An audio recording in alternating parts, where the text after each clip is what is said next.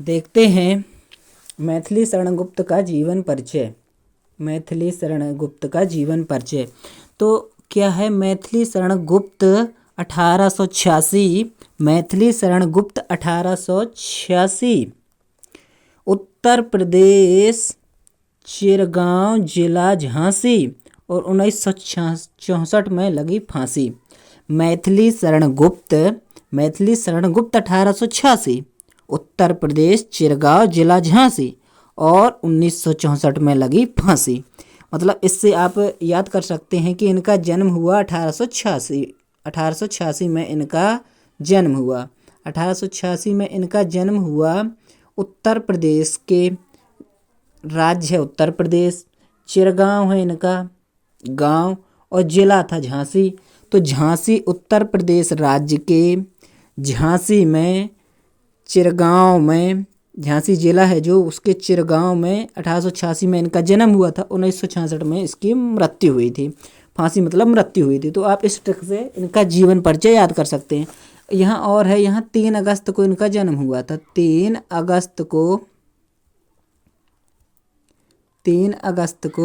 इनका जन्म हुआ था। तो क्वेश्चन आएगा कि कवि दिवस कब मनाया जाता है? तो 3 अगस्त को कवि दिवस मनाया जाता है। इन्हीं की याद में कवि दिवस 3 अगस्त को मनाया जाता है ना। तो इनका जन्म हो गया याद आपको। अब देखते हैं इनके पिता का नाम। अब कैसे पिता का नाम भी कैसे याद करेंगे? पिता का नाम था रामचरण गुप्त था। तो रामचरण गुप्त था। और रामचरण माता का नाम था कौशल्याबाई। माता का नाम था कौशल्याबाई।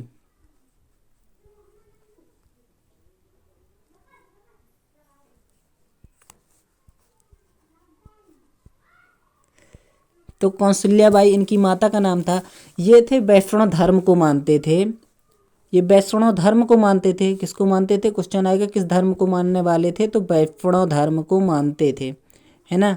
ये वैष्णव धर्म को मानते थे। और ये मैथिली शरण गुप्त हैं। मैथिली शरण गुप्त राम भक्त थे। पूछा जाएगा क्वेश्चन कि कौन से भक्त थे? तो राम भक्त थे।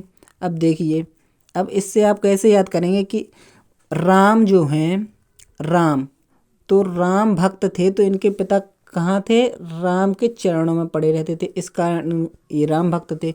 राम की माता भी कौशल्या थी। तो आप इससे याद कर सकते हैं कि इनकी माता कौशल्या थी और ये राम भक्त थे। तो आप इसके द्वारा याद कर लेंगे कि इनकी माता का नाम कौशल्याबाई था, पिता का नाम रामचरण था, ये वैष्णव धर्म को मानने वाले थे और ये राम भक्त थे, है ना।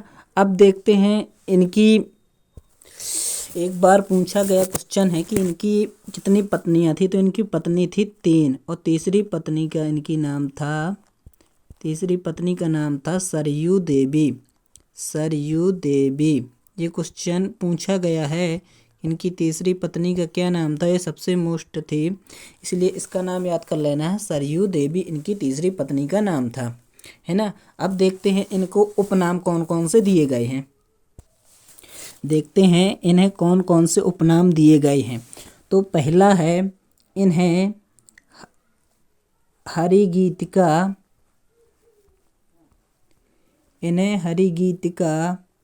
का बादशाह या जनक कहा जाता है। हरिगीतिका का बादशाह कहा जाता है।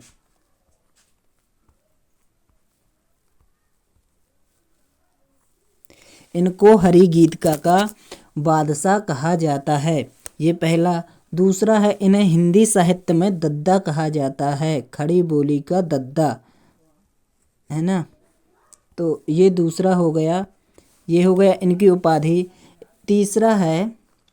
तीसरा जो मोस्ट है, इन्हें खड़ी बोली का पहला कवि, आएगा क्वेश्चन, खड़ी बोली का पहला कवि कौन था? खड़ी बोली का पहला कवि या खड़ी बोली को विकसित करने वाला कवि। खड़ी बोली का पहला कवि कौन था? पहला कवि कौन था? तो थे मैथिली शरण गुप्त। ठीक है, तो ये तीसरा क्वेश्चन आ सकता है। इन्होंने इन्होंने अपने को मैथिली शरण गुप्त ने अपने आप को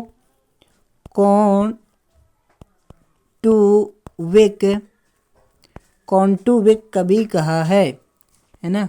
इन्होंने अपने आप को कौंटुविक कभी कहा है। अगला देखते हैं, इन्हें राष्ट्र कवि कहा जाता है। पहला राष्ट्र कवि किसे कहा जाता है, ये कभी कई बार परीक्षाओं में आ चुका है। इन्हें राष्ट्र कवि कहा जाता है। तो इन्हें राष्ट्र कवि किसने कहा, ये पूछ देगा तो महात्मा गांधी ने कहा था। महात्मा गांधी ने इन्हें राष्ट्र कवि कहा था। और पूछ दे किस रचना के कारण इन्हें राष्ट्र कवि कहा गया, तो इन्हें भारत भारती के कारण, क्योंकि इन्होंने इस रचना में भारत भारती रचना के कारण इन्हें राष्ट्र कवि कहा गया। क्योंकि इसी कविता में इन्होंने देश प्रेम के बारे में लोगों को प्रोत्साहित किया था स्वतंत्रता के समय। इस कारण से महात्मा गांधी ने इन्हें राष्ट्र कवि की उपाधि दी। और इन्हें महात्मा गांधी ने 1932 में राष्ट्र कवि की उपाधि प्रदान की थी, है ना। अगला देखते हैं कि जो मैथिली शरण गुप्त ने 12 वर्ष की उम्र में कविता लिखना प्रारंभ कर दिया था। 12 वर्ष की उम्र में इन्होंने कविताएं लिखना प्रारंभ कर दिया था। तो इनकी जो पहली लिखना, तो 12 वर्ष में इनकी पहली रचना इनकी थी। पहली रचना आ जाए, इनकी पहली रचना कौन थी, तो पहली रचना थी इनकी रंग में भंग इनकी पहली रचना थी, है ना। पहली रचना थी इनकी रंग में भंग। लेकिन अगर आ जाए इनकी पहली कविता कौन थी, तो पहली कविता इन्होंने लिखी थी 1905 में। 1905 में इन्होंने पहली कविता लिखी थी हेमंत कविता इनकी पहली कविता थी। पहली कविता इनकी कौन सी थी, हेमंत। इनकी पहली कविता पूछा जाएगा कौन सी थी, तो पहली कविता थी हेमंत, है ना। और इनकी जो कविताएं थीं वो किस पत्रिका में प्रकाशित होती थी, तो इनकी जो कविताएं थी वो सरस्वती पत्रिका में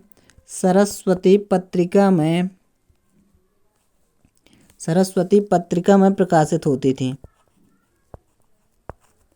इनकी कविताएं सरस्वती पत्रिका में प्रकाशित होती थीं। देखते हैं मैथिली शरण गुप्त की रचनाएं। तो देखिए ट्रिक देखते हैं इसकी रचनाएं याद करने की, है ना। यशोधरा, ट्रिक क्या है, यशोधरा जैसा पश्चाताप। यशोधरा थी गौतम बुद्ध की पत्नी। यशोधरा जैसा पश्चाताप पृथ्वी पर, मंच पर और कुल पर जैनी और केकई का पश्चाताप है। मतलब यशोधरा जैसा पश्चाताप इस पृथ्वी पर और इस मंच पर और इस कुल पर जैनी और केकई का ही पश्चाताप है ना। तो देखते हैं कैसे बनेगी। या से देखिए, या से यशोधरा, पहली इनकी रचना यशोधरा हो जाएगी, है ना। पहली रचना या से यशोधरा। जय, ये जो जय आ रहा है यहाँ देखिए जय, तो जय से हो जाएगी जयद्रथ वध, है ना। और एक हो जाएगी जय भारत। एक अपने को लिखना है जयद्रथ वध और एक लिखना है जय भारत, है ना। तो इसी से दो रचना हो गई, जय भारत और जयद्रथ वध। अब अगला आ रहा है सा। अब देखिए ये भारत आ रहा है लास्ट में इस रचना में, भारत, तो भारत से आप बना देंगे भारत भारती। तो भारत से बना देंगे आप भारत भारती। तो क्या होगा, या से यशोधरा, जैसे जयद्रथ वध और जैसे जय भारत, और ये भारत आ जा रहा लास्ट में आ रहा तो हो जाएगा भारत भारती, है ना। अब देखिए आ रहा है फिर सा, मतलब सा से आप बना लेंगे साकेत। सा से हो जाएगी रचना साकेत और हो जाएगी सिद्धराज। साकेत और सिद्धराज दो बना लेंगे, है ना। अब आ रहा है पृथ्वी, पश्चात आपको छोड़ देंगे। यहाँ देखिए पृथ्वी आ रहा है, ये पृथ्वी, तो पृथ्वी से हो जाएगा क्या, पृथ्वी पुत्र, है ना। अगली रचना हो जाएगी पृथ्वी पुत्र, पृथ्वी पुत्र। अब यहाँ पर देखिए मंच आ रहा है क्या, मंच। सो मंच से हो जाएगी मंगल घट, मंगल घट हो जाएगी, है ना, और मंगल घट हो जाएगी। अब आ रहा है चा, तो चा से हो जाएगी चंद्रहास, है ना। अब चा के बाद यहाँ देखिए पा आ रहा है, तो पा से हो जाएगी पंचवटी। और आ रहा है रा, पंच के बाद ये रा आ रहा है, तो रा से हो जाएगी रंग में भंग।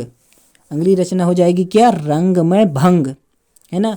फिर यहाँ आ रहा है कुल, सो कुल से हो जाएगी कुल गुरु। ये सिखों पर, कुल गुरु सिखों पर लिखी गई रचना है। रंग में भेद पहली रचना है ना। और यहाँ जैनी, जैनी से हो जाएगी जैनिक रचना। ये जो जैनी रचना है, जैनी रचना मार्क्स जो था, मार्क्स की पुत्री की एक विषय में लिखी गई रचना है ना। अब आता है क्या, केकई का पश्चाताप, तो ये हो जाएगा केकई का पश्चाताप, केकई का पश्चाताप। तो देखिए ये हो गई रचनाएं। अब यहीं से पूछा जाएगा कि मैथिली शरणगुप्त थे, जो मैथिली शरणगुप्त की रचनाओं में कितने महाकाव्य हैं। तो इनके 2 महाकाव्य हैं, है ना, 2 महाकाव्य हैं, और 19 इनके खंड काव्य हैं, 19 खंड काव्य हैं। प्रश्न आएगा कि इनके कितने महाकाव्य हैं, तो 2, और कितने खंड काव्य हैं, तो लिखना है 19 खंड काव्य हैं। ये पंचवटी भी महाकाव्य है। अगर आए कि चंपू काव्य कौन कौन से हैं, चंपू काव्य कितने हैं, तो चंपू काव्य इनका सबसे महत्वपूर्ण जो है जयद्रथ वध और यशोधरा है। जयद्रथ वध और यशोधरा इनका सबसे महत्वपूर्ण महाकाव्य है। और पंचवटी खंड काव्य सबसे ज़्यादा फेमस खंड काव्य था इनका, जो था वो था पंचवटी। अगला जो सबसे फेमस महाकाव्य था वो था साकेत। साकेत जो महाकाव्य था वो सबसे फेमस महाकाव्य था। इसे जो रामायण है, रामायण के बाद जो काव्य रखा गया है महाकाव्य, वो महाकाव्य रखा गया है साकेत को। इसी साकेत रचना के कारण इनको हिंदुस्तान अकादमी पुरस्कार मिला। हिंदुस्तान अकादमी पुरस्कार इसी रचना के कारण, हिंदुस्तान अकादमी पुरस्कार इसी रचना के कारण मैथिली शरणगुप्त को मिला। और यह मिला था इनको 1955 में। कब मिला, 1955 में इन्हें साकेत पुरस्कार मिला। और हिंदुस्तान अकादमी पुरस्कार साकेत रचना के लिए मिला, और इसमें मिले थे इनको 500 रुपये, है ना। तो पूछा जाएगा प्रश्न कि किस रचना के कारण इनको हिंदुस्तान अकादमी पुरस्कार मिला, तो हिंदुस्तान अकादमी पुरस्कार इन्हें मिला साकेत रचना के कारण, जिसे रामचरितमानस के बाद दूसरा राम काव्य माना जाता है, महत्वपूर्ण महाकाव्य। इन्हें 1935 में, यहाँ 1935 कर लीजिएगा, 1935 में इनको मिला था, 1935 में इन्हें मिला था, 1935 में इनको मिला था साकेत पुरस्कार। और 1955 में मिला था पद्म भूषण पुरस्कार।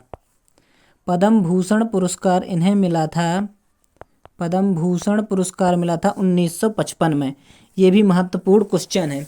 अगला इसी में से जो क्वेश्चन आएगा, पूछेगा क्वेश्चन, तो वो पूछ सकता है आपसे, क्या कौन सा क्वेश्चन पूछ सकता है कि वो आपसे क्वेश्चन पूछेगा कि जो साकेत है, साकेत में कितने सर्ग हैं।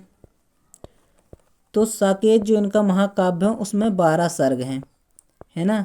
साकेत में 12 सर्ग हैं।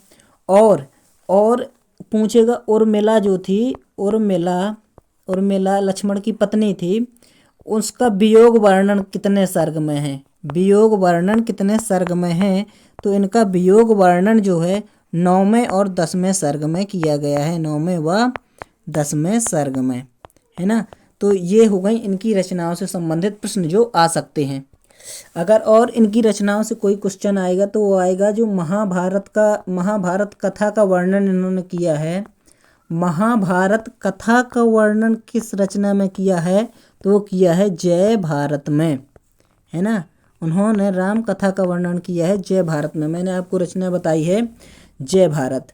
ये जय भारत जो रचना है, इस रचना में उन्होंने वर्णन किया है किसका, महाभारत का। तो इनकी जो मोस्ट इम्पोर्टेंट रचनाएं हैं ये सब आपको याद कर लेना है। जयद्रथवध, जय भारत और भारत भारती, ये सभी प्रश्नों में कुछ मतलब आई हुई रचनाएं हैं, प्रश्नों में पेपरों में आई हुई रचनाएं हैं, है ना।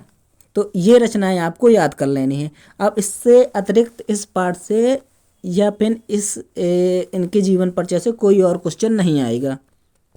यदि कोई क्वेश्चन आ सकता है तो ये आ सकता है कि ये जेल कब गए, जेल इन्हें कब जाना पड़ा। तो ये सत्याग्रह जो आंदोलन था, सत्याग्रह आंदोलन में इन्हें जेल जाना पड़ा था, है ना। ये राजनेता, नाटककार और अच्छे कवि थे, इस कारण से इन्हें सत्याग्रह में जेल भी जाना पड़ा था। और पूछा जाएगा कि राज्यसभा के सदस्य कब से कब तक रहे। सो 1952 से लेके 54 तक, 1952 से लेके 54 तक ये राज्यसभा के सदस्य भी रहे थे।